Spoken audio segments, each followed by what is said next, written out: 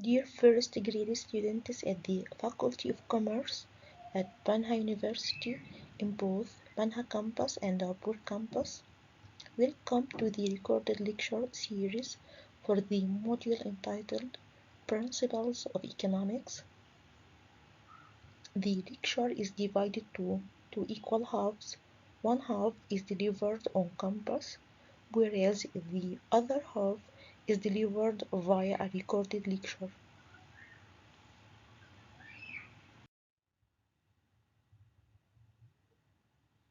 The current presentation is mainly based upon Chapter 21 of Parkin 2012.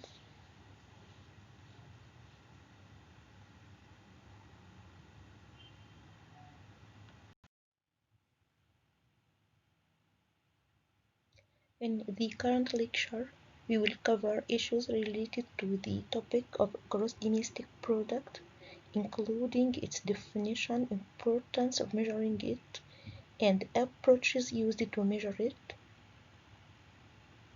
Moreover, we will differentiate between nominal and real GDP.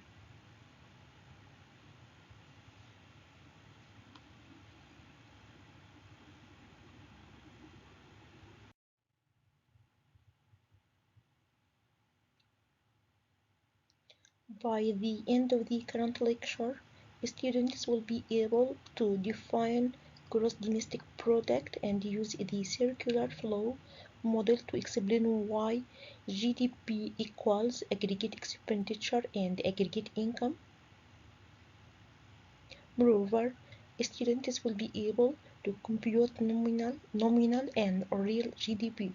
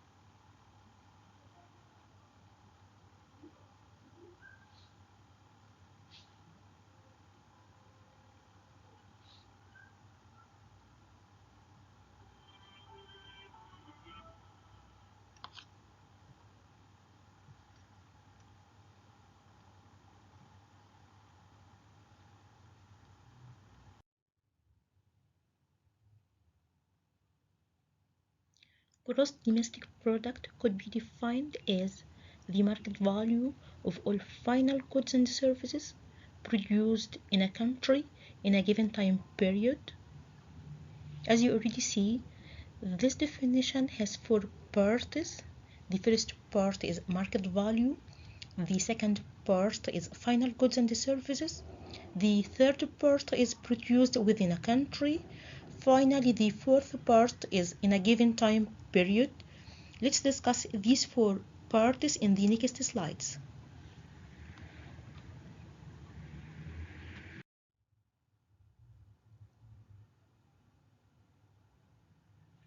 To measure total output of a country, we must add the production of apples, oranges, and computers, etc. Taking into consideration that these items are measured in different quantities, it is not possible to add them to each other in order to get a single value of the country's production.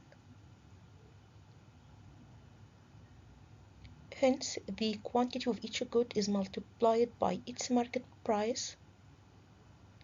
Then we can add these market values to get a total value of output in monetary units, say dollars, Egyptian pound, etc.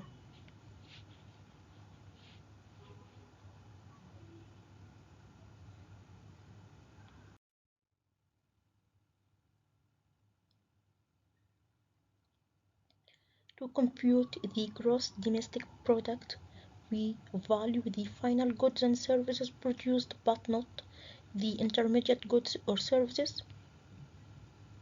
So the question is, what is the logic behind that? Well, to answer this question, let's first differentiate between final and intermediate goods and services. A final good or service could be defined as an item that is bought by its final user during a specified time period. It contrasts with an intermediate good or a service, which is an item that is produced by one firm, bought by another firm, and used as a component of a final good or service. Let's consider an example. A Dell computer is a final good, but an Intel Pentium chip inside it is an intermediate good. Now, let's explain the logic behind excluding intermediate goods and services from computing gross domestic product. If we add the value of intermediate goods and services produced to the value of final goods and services, this will result in counting the same item many times, a problem called double counting. Thus, we exclude intermediate goods and services to avoid the problem of double counting.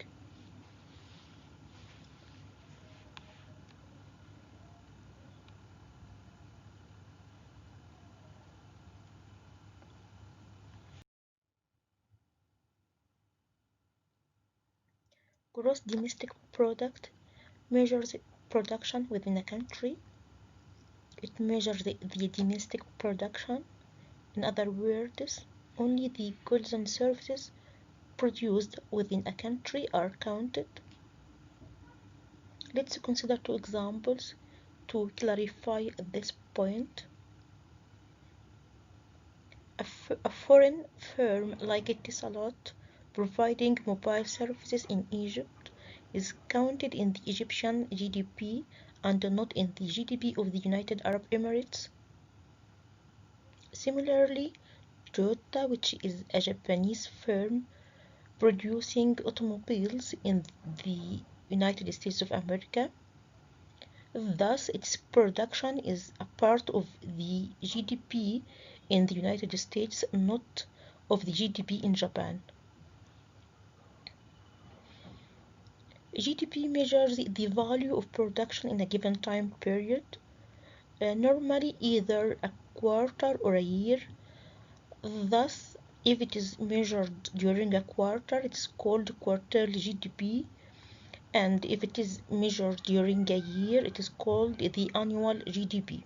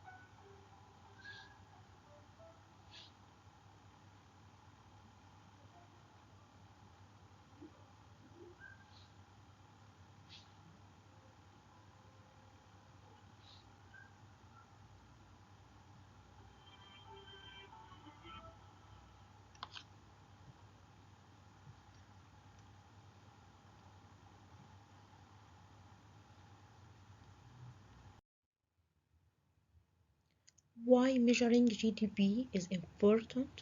Well, measuring GDP is vital since it serves as the basis of measurement of the standard of living, economic welfare, and making international comparisons.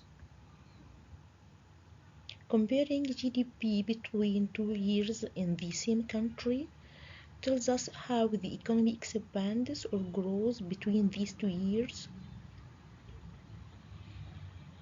Comparing per capita GDP between two or more countries tells us which country has a higher standard of living.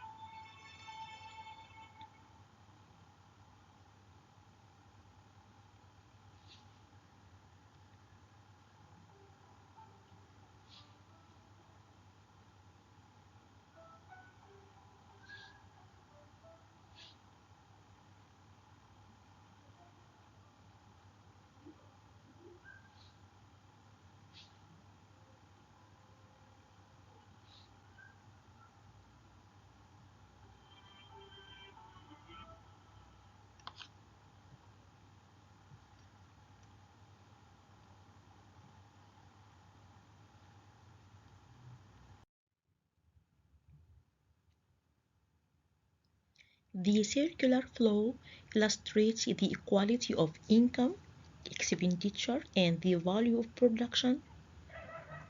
The attached diagram shows the transactions among four economic agents.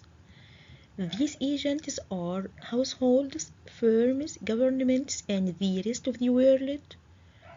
Transactions take place in two aggregate markets. These markets are goods markets and factor markets. In the goods market, households, firms, governments, and foreigners buy goods and services. We can categorize spending by these four agents in the calculation of GDP. First, the total payment for goods and services by households in the goods markets is consumption expenditure, which is labeled by letter C. Second, the purchase of new plants, equipment, and buildings and additions to inventories are investment. It is labeled by letter I. Third, governments buy goods and services from firms. This expenditure is called government expenditure and it is labeled by letter G.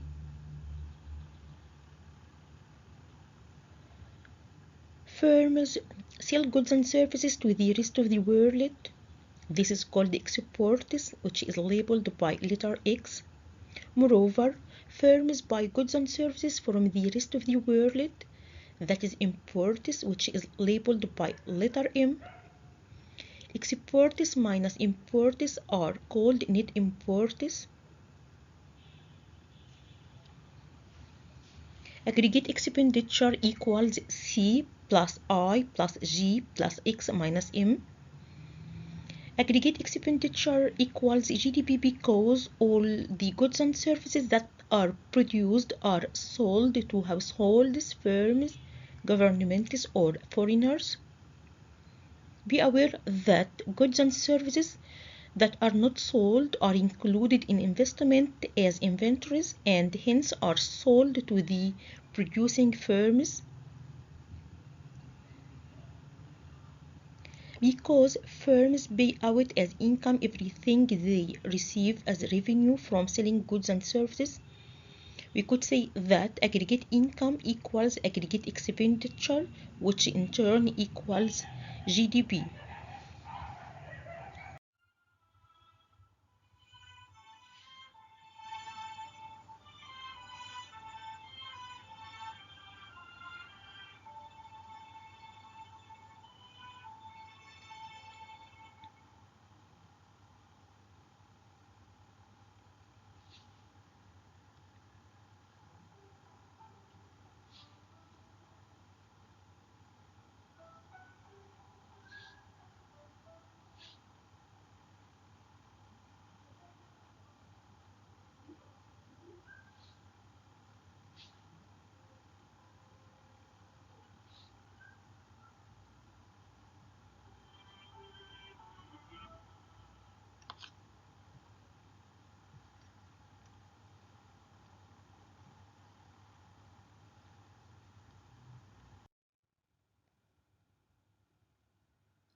Why is domestic product growth? Well, the word growth in gross domestic product reflects the fact that the investment in GDP is gross investment, and so part of this investment goes to replace depreciating capital. Hence, net domestic product subtracts depreciation from GDP. You already know that depreciation is the decrease in the stock of capital that results from wear and tear. Accordingly, the total amount spent on purchase of new capital and on replacing depreciated capital is called gross investment. The amount by which the stock of capital increases is net investment.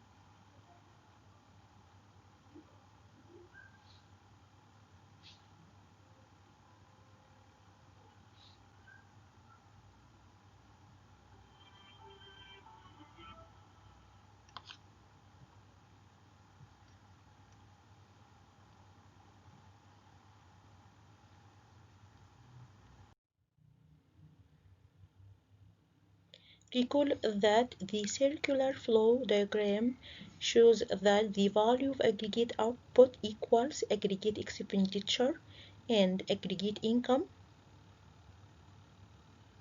Thus, there are two approaches available for measuring GDP. They are the expenditure approach and the income approach. Let's discuss them in the next slides.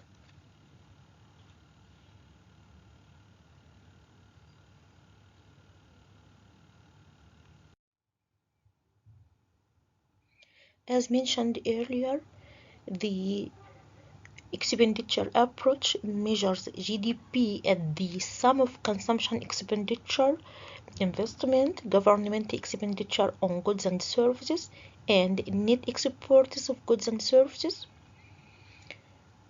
Hence, in the year 2010, GDP measured by the expenditure approach could be obtained through summing the values highlighted in yellow.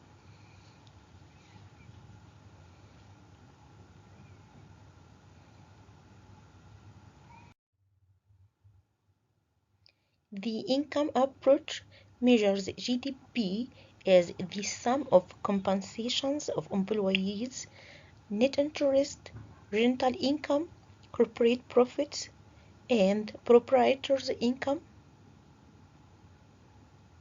This sum equals net domestic income at factors costs. To obtain GDP, indirect taxes minus subsidies plus depreciation are included. Indirect taxes could be defined as taxes paid by the consumers when they buy goods and services.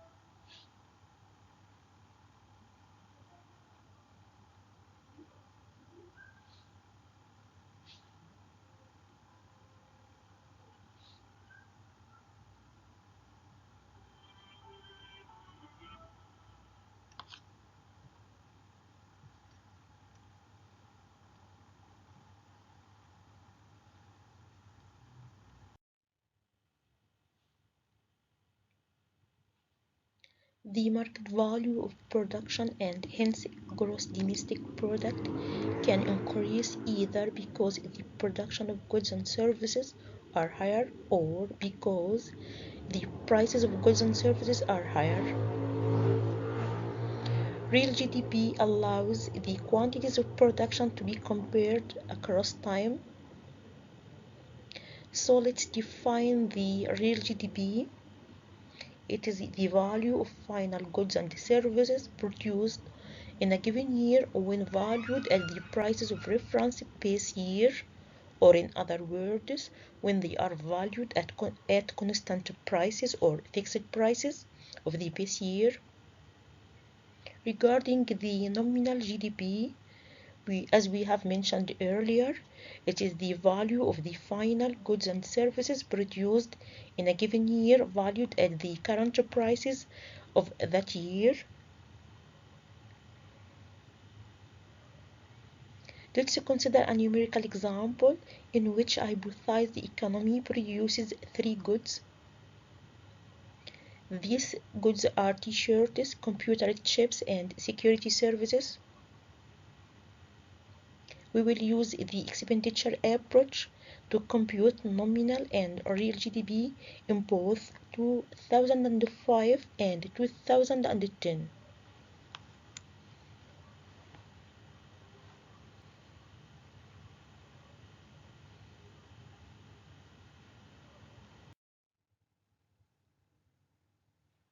Table 21.3 displays the quantities produced and the prices in 2 years.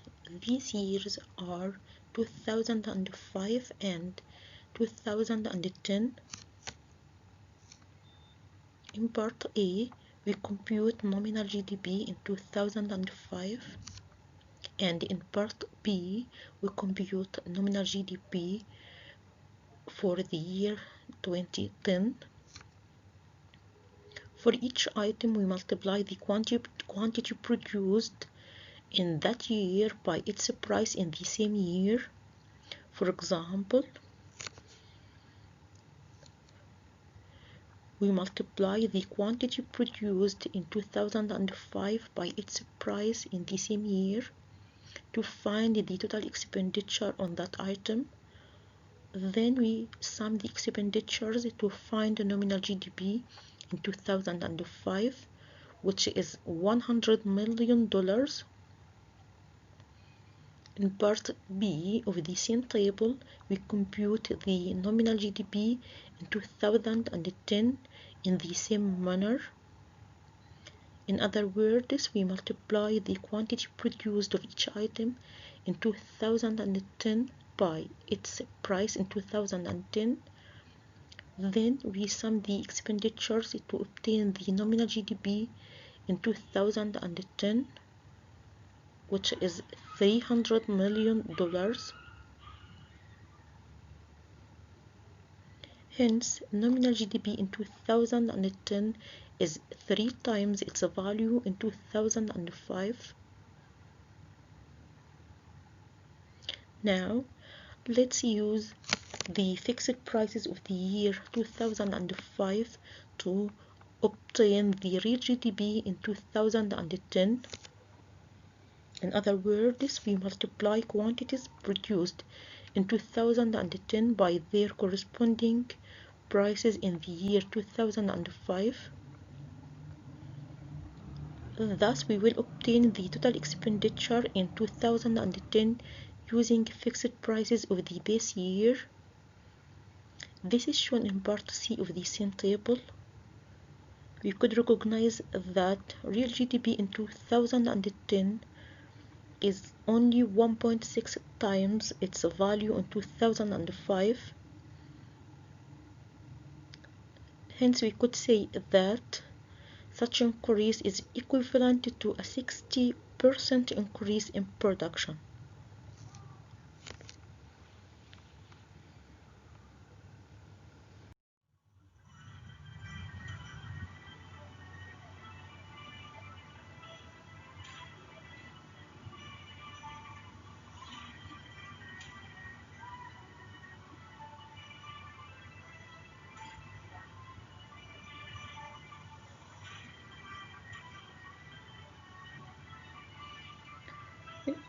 This is the end of today's recorded lecture. Thank you.